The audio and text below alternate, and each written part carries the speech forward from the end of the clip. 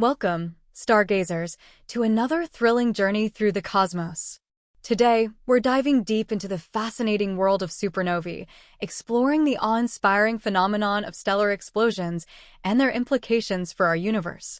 Join me as we unravel the mysteries of one of the most captivating events in space, the impending supernova of Betelgeuse.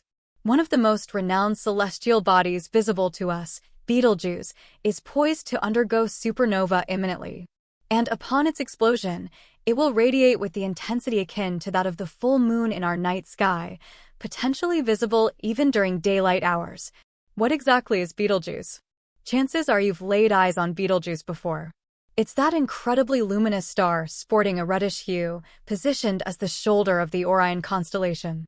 Over the past several centuries, astronomers have observed Betelgeuse undergo peculiar fluctuations in brightness, alternating between periods of brilliance and dimness. In 2019, we witnessed a significant event when Betelgeuse ejected a substantial portion of its surface material into space, resulting in the formation of a dust cloud that obscured our view of the star. This cyclic variation in luminosity occurs approximately every 400 days. Recent research has emerged, indicating that Betelgeuse is approaching the final stages of its stellar evolution, suggesting a much earlier supernova event than previously anticipated. In contrast to our Sun, Betelgeuse is markedly distinct, situated a mere 650 light-years away from Earth. Despite its relative proximity, this star is but an infant on the cosmic scale, with an age of just 10 million years, a stark contrast to the 5 billion years of our Sun's existence. Despite its youth, Betelgeuse dwarfs our Sun in size, being nearly 1,000 times wider. To put this into perspective, if we were to substitute Betelgeuse for the Sun, it would extend all the way out to Jupiter. But why do we speculate that Betelgeuse is nearing the twilight of its existence despite its youthfulness? The answer lies in its core, where Betelgeuse has already depleted its hydrogen fuel, a crucial component in stellar fusion. How do stars operate, you may ask? Stars function by fusing lighter elements such as hydrogen and helium into heavier elements within their cores. This process releases energy, which manifests as the heat and light emitted by stars. However, stars have finite reserves of fuel. While our Sun, having diligently fused elements for the past 5 billion years, still has around 5 billion years worth of hydrogen fuel remaining, Betelgeuse, being substantially more massive, exhausts its hydrogen reservoir much more rapidly. Consequently, it expands into a red giant, currently undergoing the fusion of carbon into heavier elements.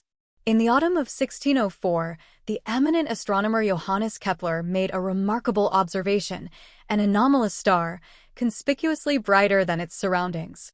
This newfound celestial object, initially thought to be a nascent star, was, in fact, a supernova, marking the explosive demise of a star.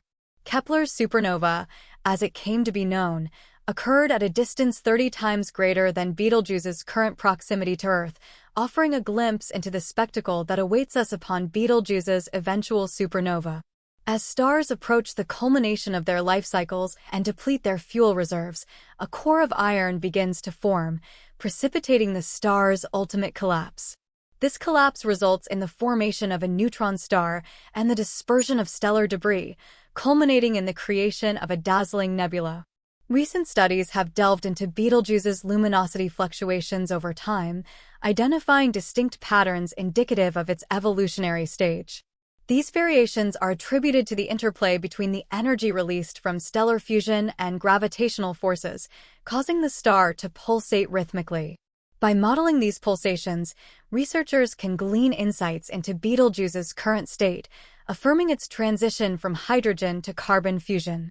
Should these findings hold true, Betelgeuse is poised to undergo supernova within the span of the next few decades, potentially within your lifetime. And I understand that seems like an extended period, but it's important to recall that previous estimations suggested Betelgeuse would go supernova within 10 to 100,000 years. So this represents a significant acceleration. What will transpire once the supernova occurs? When Betelgeuse ultimately explodes, it will outshine an entire galaxy.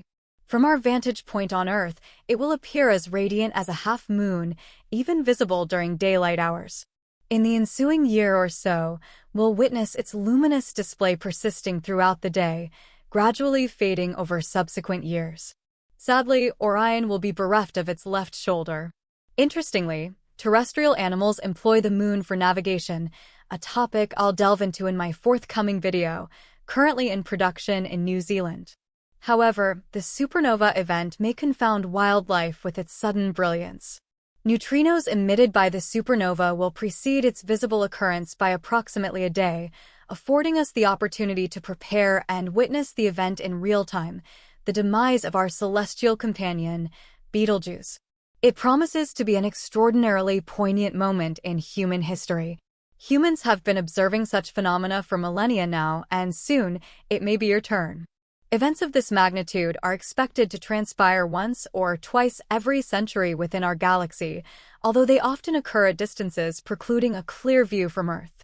Nearly a millennium ago, on July 4, 1054, Chinese astronomers famously documented the appearance of what they termed a guest star. Concurrently, Native American petroglyphs also recorded this celestial occurrence. This supernova was so luminous that it remained visible during daylight for over 20 days, gradually dimming over the subsequent 2 years. We now recognize this as the formation of the renowned Crab Nebula. Regarding safety concerns, given Betelgeuse's distance from Earth, we needn't fret about significant repercussions. While it may cause some ozone layer damage and a slight increase in terrestrial radiation levels, it poses no substantial threat. Supernovae become hazardous when occurring within 150 light-years, as witnessed approximately 2.6 million years ago during a mass extinction event.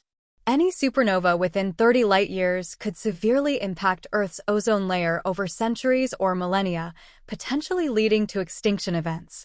Thankfully, such occurrences are exceedingly rare, happening once every billion years. Presently, we remain out of harm's way. The nearest Type I supernova candidate, IK Pegasi, lies 150 light-years away. So, there's no need to lose sleep over